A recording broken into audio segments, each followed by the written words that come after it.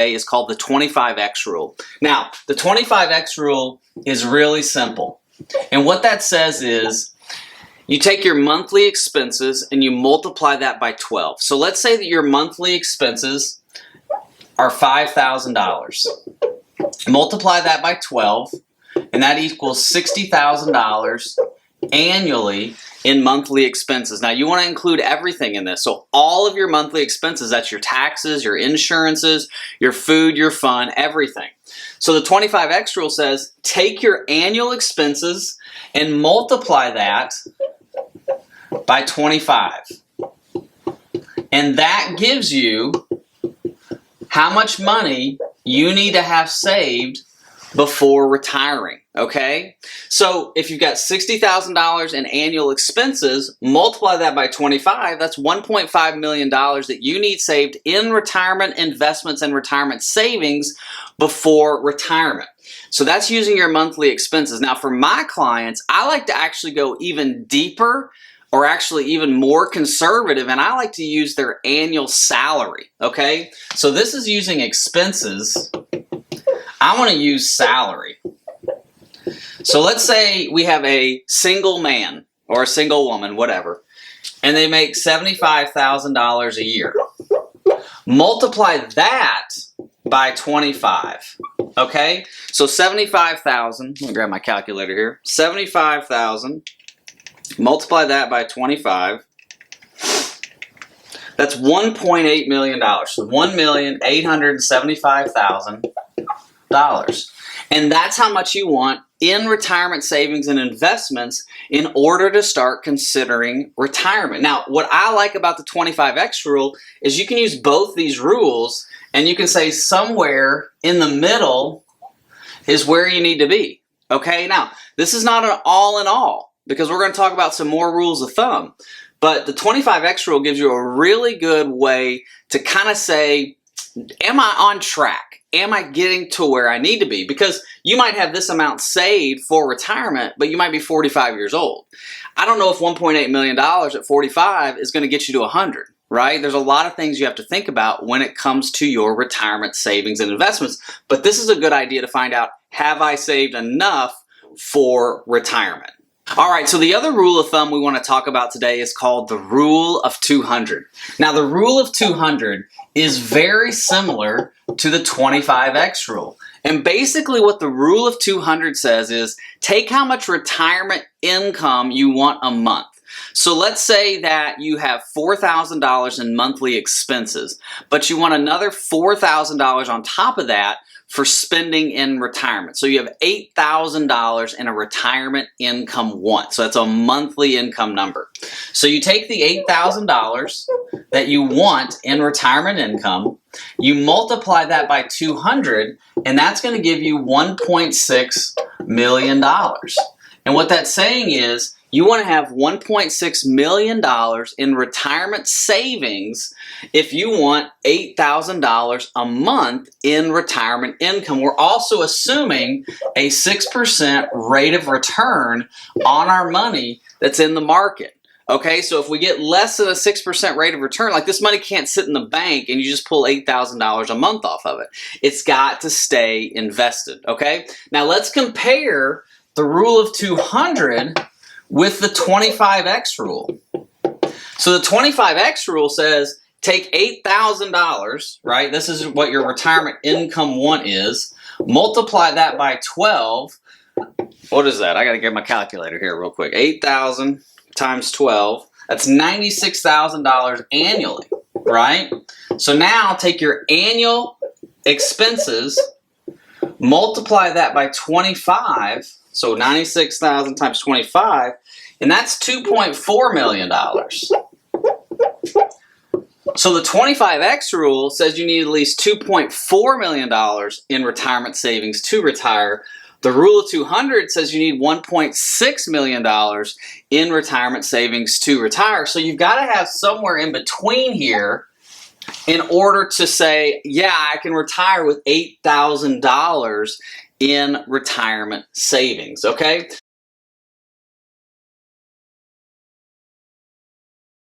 Okay, first, let me show you what it takes to grow your money to $1 million, or how to save $1 million for your retirement. First of all, let's say we're going to start with zero. So we have no money to start with. We're going to go from zero to $1 million. Now there's some assumptions that we need to take. First of all, how old are you when you start saving for retirement? Well, in the scenario that we're going to use next, I'm going to use a 40-year-old individual, okay? So I'm going to say this person has $0 saved at 40 years old. How much do they have to save to get $1 million? Well, the next question becomes, when do you want to access this $1 million for retirement? So let's say they're going to access it at age 55. So that's when they're going to retire. They're going to retire at 55. They're asking, can I retire at 55? And so we're going to look at this saying, we've got $0 right now. We need to save for the next 15 years. What does it take to get to $1 million? All right. So we've got 15 years. That's how long we're going to save for. We also want to know where we're going to put these dollars in order to save $1 million. Well, we're going to repurpose this money into the stock market. So we're going to invest in the stock market for these 15 years to get us to $1 million in retirement. And we're going to use a rate of return of 6%. Now that means all the money that we're investing is going to grow at 6%. Now the reason I'm using 6%, the stock market has averaged 10%. With inflation, it's actually 8% since about 1950. I'm going to back off by 2% to 6% to show you what it takes a little bit more conservatively to grow your money to $1 million. I'm also going to show you 4% and 8%. So I'll give you the best case scenario, kind of the worst case scenario, and I'll give you the middle case scenario when it comes to saving for retirement and growing your money to $1 million. So 6% is going to be our rate of return. 15 years is how long we're going to save for retirement. And remember, we're starting with $0. So we have to ask ourselves, how much do we need to get to that magical 7-figure $1 million in retirement? Well, let me pull out my handy dandy calculator, because math don't lie when it comes to your retirement planning. So we want to get to $1 million. That's our future value, meaning that's how much money we want in retirement. So we want $1 million. We're going to earn 6% a year. We're starting at 0. We're going to do this for 15 years. How much do we have to save? Well, at 6% for 15 years to get to $1 million, we've got to put in $3,438 per month, earning 6% to get $1 million over a 15-year time period. Now, if you're younger than 40, if you're 30 or 25 or 35, this is actually going to be less. Or if you're 45, 50, this is going to be more. You've got to understand, how much do I need to save now to get to the figure that's going to help me get to retirement, get through retirement, and protect your ability to stay in retirement. So 6% rate of return in the market, we need to be saving $3,438 per month for 15 years, and that gets us to $1 million. But what about 4% and 8%? So this is kind of our really conservative scenario, right? I'm going to say the worst case scenario is that over the next 15 years you earn 4%. And let's say we average exactly what the market gets. You invest in VOO, which is the Vanguard S&P 500 ETF, and you get exactly what the market gets, less the expense ratio for VOO, which I think is about 0.03. Really, really low. So 8% and 4%. So if we get 4%, we've got to save $4,063 per month. So the lesser rate of return, the lesser your money makes over time, the more you have to save monthly to get to $1 million. So if you're investing in the bank and your time horizon is short, you're not ever going to get to $1 million in retirement savings. Let's go to 8%. 8%, you need to be saving $2,889 over that 15-year period. So as you can see, the greater the rate of return, the less money that you need to be saving on a monthly basis. So let me give you a little tip. Here's what I do with my clients. If we're saving for retirement, we're trying to get to a retirement goal, and we're adding money on a monthly or semi-annual or quarterly or annual basis or whatever. We're saving for retirement. We're going to look at our numbers every year two different ways. We're going to look at our budget. We're going to see how much money we're saving versus spending to see if there's any excess that can be invested. And also, we're going to look at our rate of return. How are our investments performing? How is our 401k performing? How is our IRA performing in the market? And is that rate of return enough to get us to the retirement figure that we need to retire at whatever age we want? And then we adjust as necessary. So if our rate of return is higher and we're later in the game, we're getting closer to retirement, we might be able to say, hey, we don't have to invest as much this year because our rate of return has come down if you need to use that money for other things. Maybe you're doing home renovations because you're going to sell your home when you retire, or whatever. We just need to be looking at this on a quarterly and annual basis. And if you work with a financial advisor and you're not reviewing it on a quarterly or annual basis, there's something wrong. You need to be talking to him or her. Why are we not reviewing this? And if you've got a 401k or an IRA that you self-manage, it's something that you desperately want to look at every single year to make sure that you're saving enough for retirement so that you can get to your $1 million.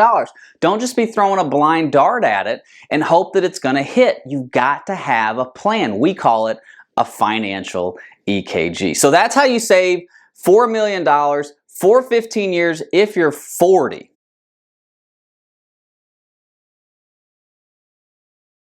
All right, let's go through this detailed scenario, how to save $1 million for retirement, doing some early retirement planning.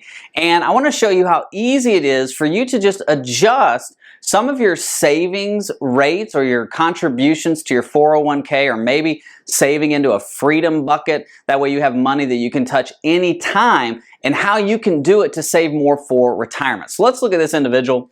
I've got a 40-year-old individual. He is single. Okay, so we have a single individual. He wants to retire at 55. So we've got 15 years before retirement. So 40 to 55, 15 years.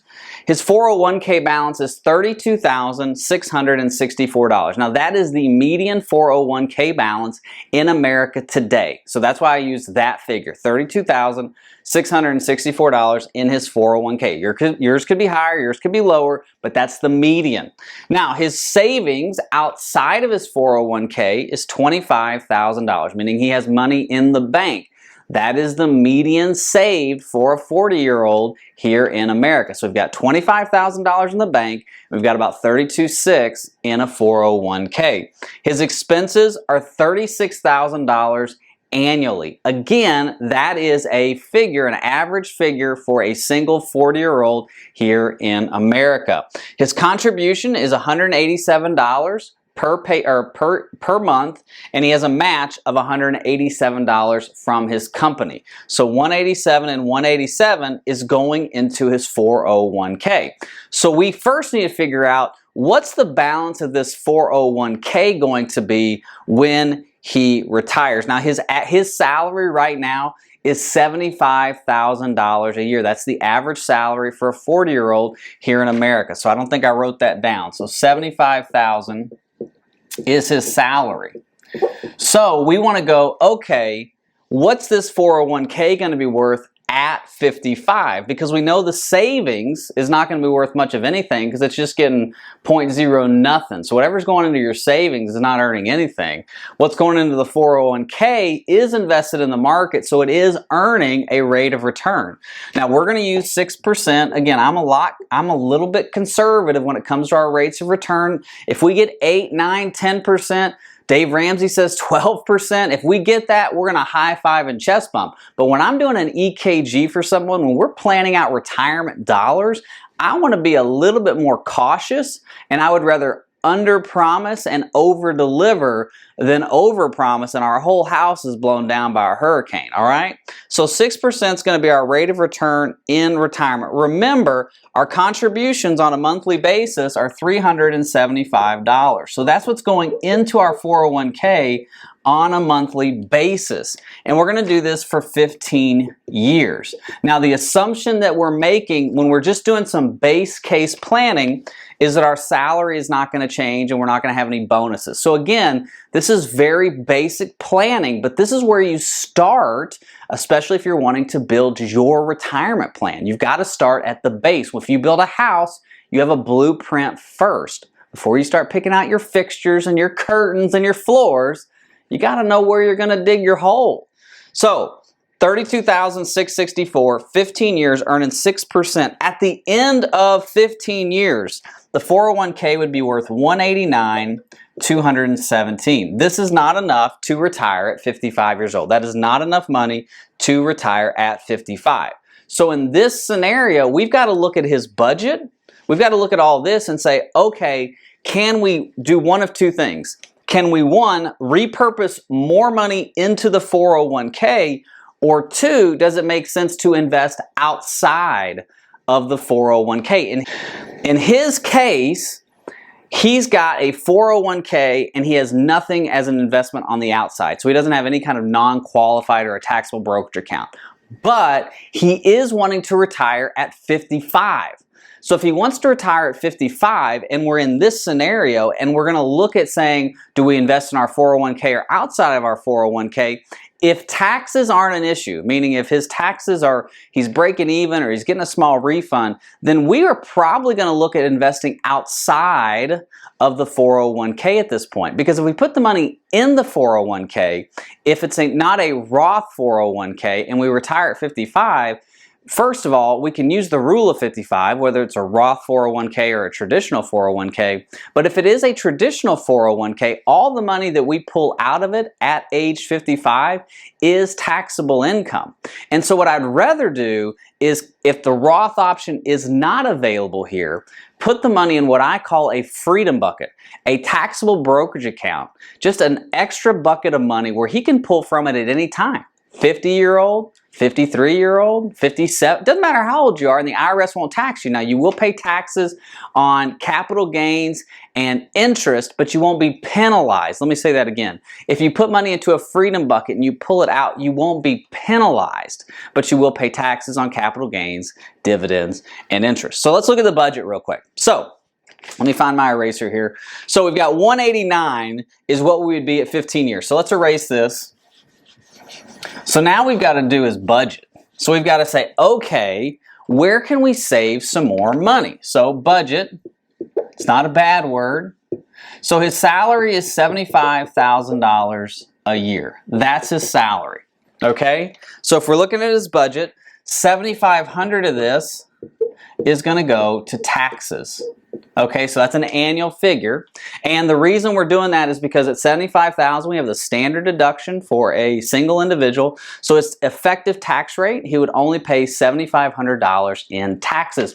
We're not including state taxes in this because he lives in Florida, my state, and there's no state income tax. So if you live in a high state, or if you live in a state that has an income tax or a high income tax, you need to calculate that in, or you need to move to Florida, all right? So $7,500 is what taxes are going to be.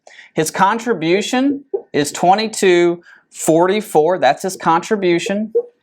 So that's coming out of that $75,000, right? So it's not money that we don't want to adjust that. We want to keep investing into the 401k. And his expenses are $36,000. So this is like his mortgage, grocery bill, having fun, whatever. That's his expenses. So at the end of a year, we've got $29,256 left over. So this is money that can be repurposed for retirement. Now, here's the one thing I always talk to people about. Just because we have $30,000 repurposed doesn't mean we're going to have $30,000 at the end of each year. There's things that come up, right? You have a healthcare emergency. You need to fix something on your house. An air conditioner goes out. You need to buy a new car. Again, this is why we are going to review this on a quarterly basis to make sure that you're not living on rice and beans. I like rice and beans. It's good for my cholesterol. But it's not something that I necessarily want to always be eating because I'm financially strapped saving for retirement. You got to have fun. Whether you're 40, 41, 43, 33, 53, you want to have fun in this life because we don't know how much time we've got.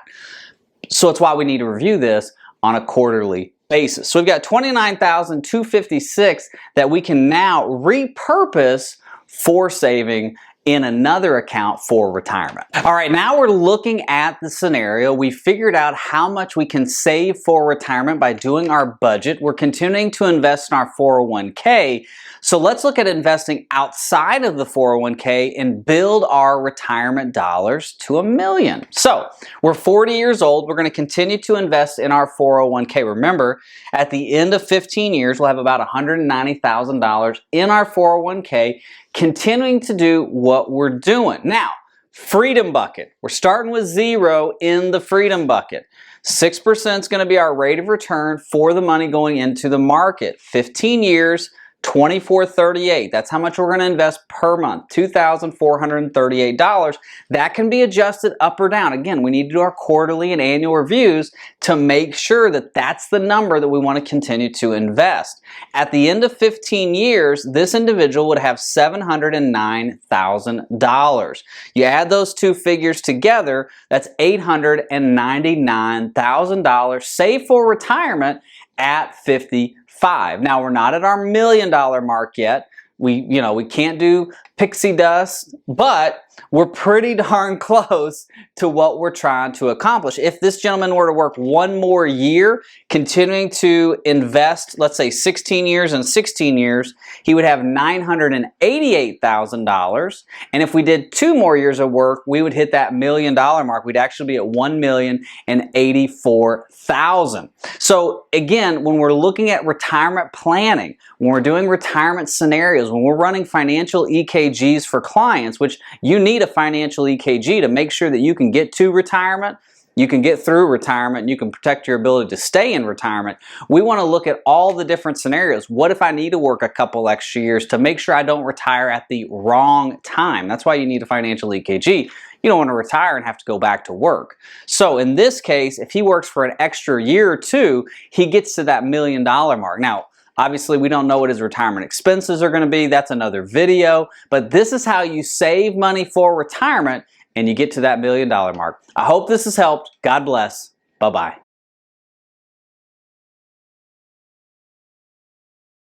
All right, let me talk about how much you need to save for retirement and why it's important for you to continually contribute to your retirement savings, whether that's a 401k, an IRA, a Roth IRA, a taxable brokerage account. You need to be saving for retirement, especially if you have years left to work. Now, if you're 55 and you're thinking about retiring in the next few months, maybe saving for retirement's different for you. But if you're in your 40s, 50s, 30s, and you're thinking about retiring early or retiring at any time, you need to continue to contribute and save for retirement, no matter what the stock market and the economy is doing. So let me show you why.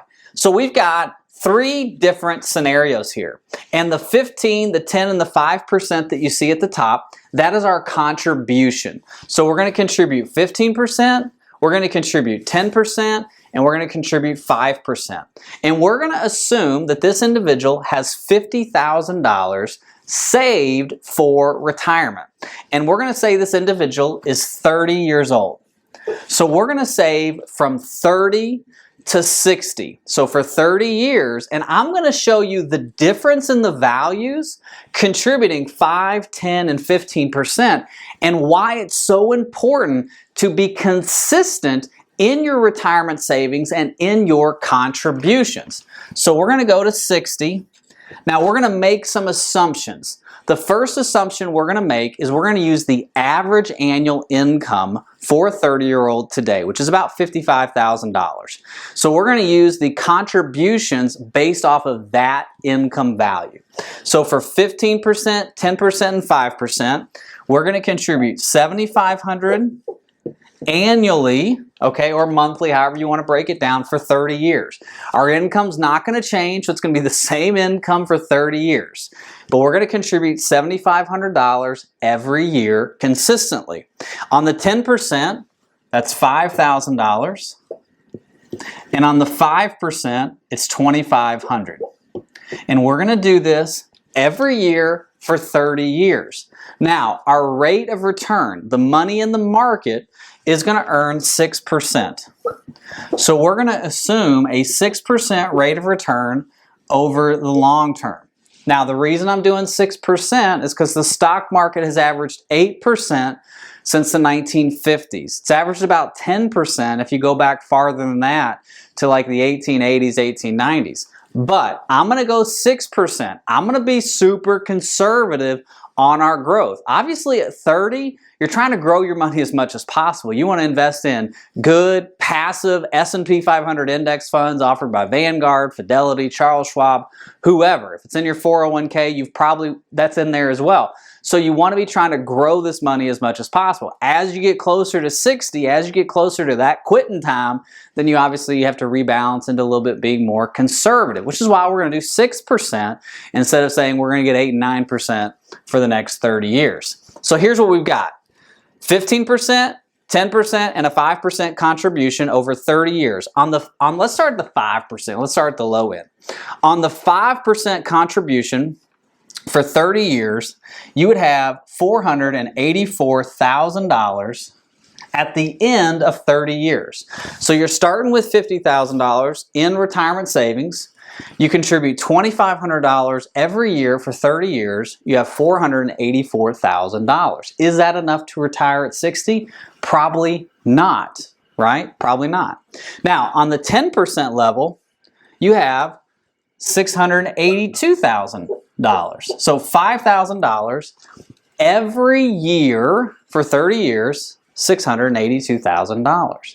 And at 15% for 30 years, you have $880,000. So it's almost a $200,000 difference in all three of these. Now, I didn't take into account any kind of company contributions or company matches to this or spouses. So if you have a spouse and you're doing the exact same thing, you can double this money. But what I want to show you really with the math of all this is how important it is to just continually do this. 15% is the rule of thumb. It's how much you want to save on your gross income. So if you make $100,000 a year, you want to save $15,000 every year. That's above and beyond before you pay taxes, before you do anything. You want to save 15% of your gross income. That's what's going to help you get to retirement, get through retirement, and protect your ability to stay in retirement. Okay? So I hope this has helped. I hope this has instilled in you a confidence to continue contributing, continue saving for retirement. Have a great rest of your day. God bless. Bye-bye.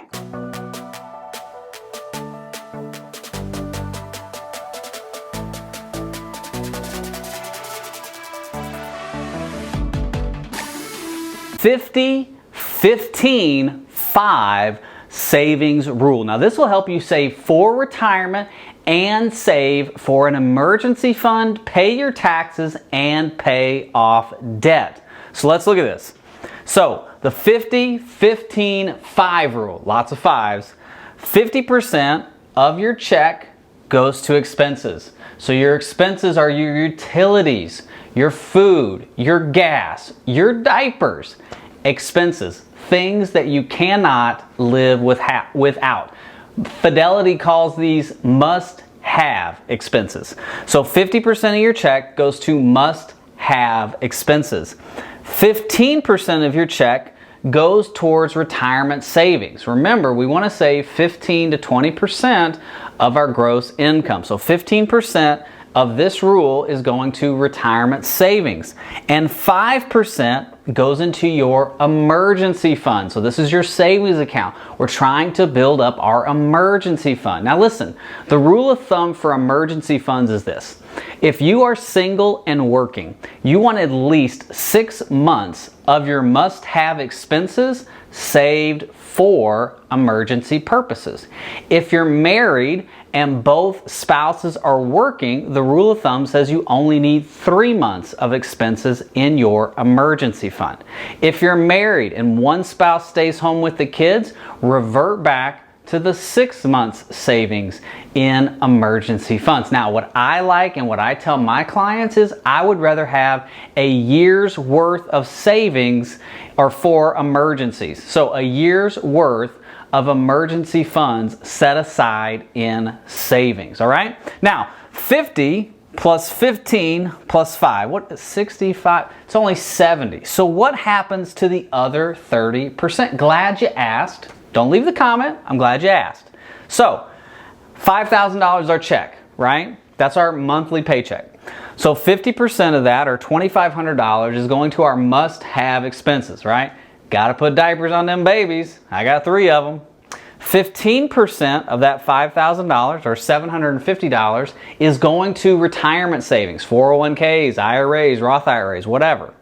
5% of that $5,000 is going to our emergency fund. So $250 every month is going to our emergency fund. And we're saving, that's my rule of thumb, 6 to 12 months of must-have expenses in our emergency fund. Now, what about the other 30%? What happens there? Well, the other 30% of your paycheck is used for 3 different reasons. The first is taxes. So out of this $5,000, this is our gross income. Taxes are going to come out of that. Your FICA taxes, your state taxes, your federal taxes, that's going to come out of that right away. That's a part of the 30% that's already going to be gone. The other portion of this 30% is for debt. So we're looking at mortgage debt, student loan debts, credit card debt. We want to get rid of debt, especially bad debt. Bad debt meaning credit card debt, student loan debt, any kind of debt that has a high interest rate. Now, your mortgage debt is okay. Now, we do want to pay off our home. We'd like to do that before retirement. But if we're 25, 30 years old and we're starting a family, we just bought a home, we're not necessarily trying to knock out our home debt right away. We want to save for retirement, build that emergency fund, and pay off some of those high interest debts like credit cards and loans, and then we start working on our mortgages. Now, the last piece of this 30%, if you have money left over after taxes, after debt payments, to me, that needs to go into more retirement savings, because you want to save at least 15 to 20% of your gross income every year for retirement. If you can save more than that, that's awesome. That's going to help you out a lot. And this extra 30%, as long as we've got our debt paid off and as long as we've paid our taxes, that extra income should go towards more retirement savings. Maybe not in a 401k, maybe it's in a taxable brokerage account, but just some investment vehicle that is saving for retirement.